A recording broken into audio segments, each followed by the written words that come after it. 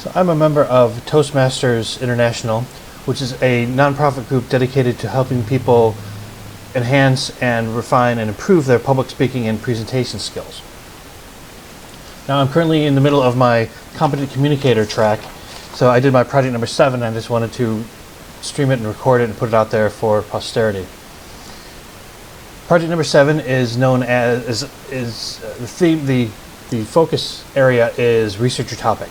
The title of my project is Ice Age, and I wanted to pay tribute to one of my favorite bastions of science and research, and one of my three favorite places in Los Angeles to go visit. I'm talking about the Brea Tar Pits and the George C. Page Museum, the Miracle Mile. Now, for those of you who don't know, I'm going to describe a little bit of the scientific phenomenon behind the tar pits, give a bit of the human perspective on the history of the site, and hopefully encourage people and inspire people to go out and go check it out for themselves. Now, when I was a kid growing up in suburban Detroit, I was fascinated with lost worlds and extinct species. And when I had an opportunity as a teenager to come to Los Angeles, I put it on my list that I wanted to go see the tar pits. And my sister lived in Pasadena, so she was a tour guide. And we're driving down Wilshire Boulevard past the skyscrapers and the theaters and all the traffic. She pulls over next to this little park in the middle of this urban bustle. And I thought, this can't be right. This can't be the tar pits. I had this vision that they were out in the desert, out in the Badlands somewhere. And sure enough, we walked around the corner, and there on Wilshire Boulevard was Lake Pitt. And I remember going up to the fence and just standing there for a good 15-20 minutes and taking it all in and watching the lake, staring at the lake, the surface of the pond and the oil slicks on there and the crusty tar on the edges, getting that sulfur washing over me and seeing all the bubbles coming up. And I looked around behind me, and there was Hancock Park with its rolling hills of green grass and kids running around playing. And I noticed all these little patches of sticky, wet, gooey asphalt and chunks of tar, big crusty mounds of it. And I thought, what a weird and wonderful place here on planet Earth. And I wanted to know more about it, of course, find out where it came from, what it was going on there. It's a natural phenomenon known as petroleum seep. Underground, there are these deposits of crude oil that bubble up through cracks and fissures in the Earth's crust. The motion is caused by different pressures and buoyancy underground, or geothermal activity, or pockets of natural gas that come up, methane come up with it. That's what you see bubbling up in Lake Pitt, is the methane gas escaping with it. And when you get the oil comes to the surface, the lighter components of it evaporate, and it leaves behind this dense, massive, black, crusty, sticky tar, or asphalt, or pitch, or bitumen. And when you have this wide surface of this sticky goo, it collects dust and debris and leaves, and sometimes pools of water form on there. Animals come walking through there, either inadvertently or trying to get to the water. They get in and they get stuck and they die. And predators walking through there, they see the easy prey, helpless animals stuck in there, but they get in and they get stuck and they die. Now, this particular seep phenomenon at La Brea Tar Pits dates back to about 38,000 years ago, which puts it smack in the middle of the Pleistocene era, or the Ice Age. And it stands alone as the largest, richest, densest, most diverse deposit of bones and fossils and artifacts of the Pleistocene era mammals that they've ever found. Not only the iconic megafauna like the saber-toothed tiger, or the mammoth, or the ground sloth, but smaller mammals and rodents and birds and even insects.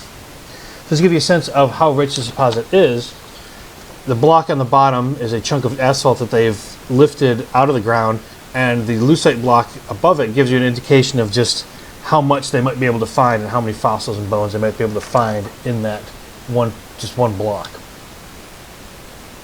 Of course, humans have had their experience with the site as well. For hundreds of years, the Native Americans knew about it. The Chumash people used it to line and seal their boats and canoes, and it gave them the advantage of being able to go further up and down the coast, or even out to the islands. In the 19th century, when European settlers came over, they founded Rancho La Brea, and of course they harvested the asphalt for their own purposes or to sell commercially.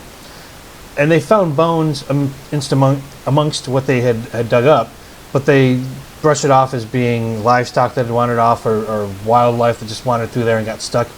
It wasn't until about 1901 that an oil entrepreneur and a scientist named William Warren Orcutt recognized the treasures he had literally below his feet.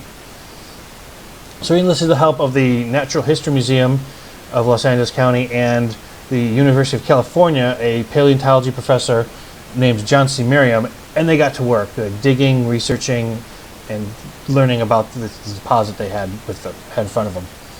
By 1915, they had over 100 excavation pits working, doing research.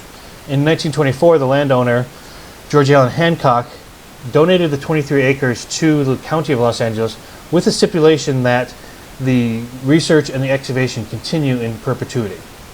Now, it wasn't until 1977 that the Page Museum opened up to the public. And of course, they had their displays of the fossils and the bones of the reconstruction of the skeletons of the animals that had lived there. But it's really important to note that it is still a continuing and active research and excavation site. So the public can wander around Hancock Park and see the open pits and see some of that, but the museum itself offers a chance to tour and get up close to the scientists working. One of the rooms, part of the display in the museum, is a window into the labs where the scientists are working and cataloging and measuring and doing sciencey stuff. They also have a garden right in the middle that you can walk through that recreates some of the natural habitat of the time, because a lot of those plants are still extant today. Now, if that's not enough to convince you to want to go check out the Brea Tar Pits, let me read some of the statistics of what they've found there over the years. There have been more than 10,000 samples recovered between 8,000 and 40,000 years old. There have been over 660 species of organisms, 59 species of mammal, 135 species of birds, rodents, as I mentioned, insects, even down to marine life such as mollusks. There's one display case, not to spoil anything for people that want to go there, but it has a collection of over 400 direwolf skulls mounted and displayed in one area, and it's really impressive and pretty amazing.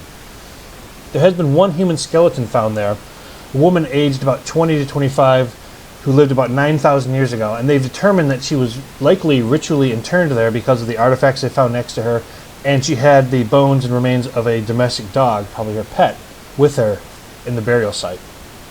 So that's my pitch, no pun intended, of the Brea Tar Pits, and hopefully get people interested to go check it out. So thank you.